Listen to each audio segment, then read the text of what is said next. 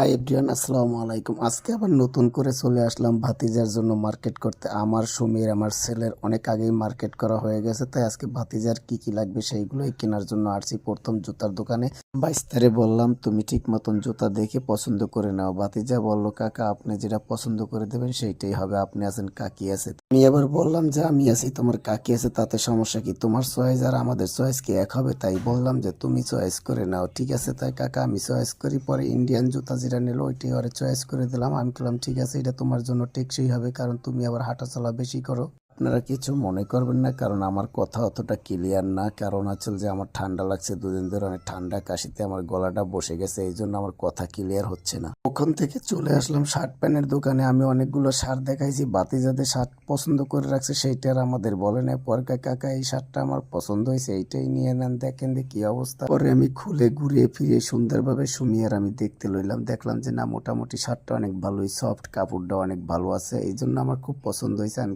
ঠিক আছে, তোমার যেহেতু পছন্দ তাহলে তোমার পছন্দের বাইরে যাব না। পরে আমি সুমির বললাম সুমি দেখো শার্টটা ঠিক আছে না? সুমি বললো হয় শার্টটা ঠিক আছে, ওর চয়েস আছে, ঠিক আছে, ওর চয়েসের উপরে আমরাও যাবো না, ও যেটা পছন্দ করছে ওইটাই ওরে নিয়ে নাও। খুব সুন্দর একটি শার্ট। এখন আসলে ভিডিও এডিট করতে আমার নিজেরই লজ্জা লাগে, কারণ আমার গলার অবস্থা দেখলে আমার নিজের দ্বারাই খুব খারাপ লাগে। কি আর বলবো, কিছু করারও নাই, তাই এডিট করতে হচ্ছে, অনেক বাধ্যতামূলক, তাই করে নিচ্ছি।